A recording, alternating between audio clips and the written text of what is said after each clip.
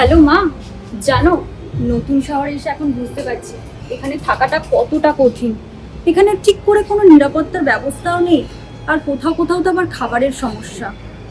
কি যে করবো বুঝতে পারছি না। এক্সকিউজ মি, তুমি ঠিক আছো? জানো আমি তো এখানে পড়াশোনার জন্যই এসেছি, কিন্তু বুঝতে পারছি না কোথায় থাকবো, আসলে কোনো নিরাপদ জায়গা খুঁজে পাচ্ছি না। আমিও যখন প্রথম এখানে এসেছিলাম আমার অবস্থা ঠিক তোমার মতোই ছিল।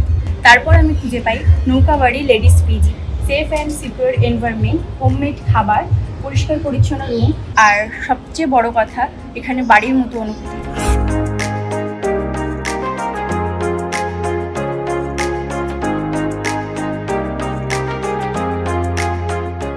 সত্যি এখনো এমন জায়গা আছে?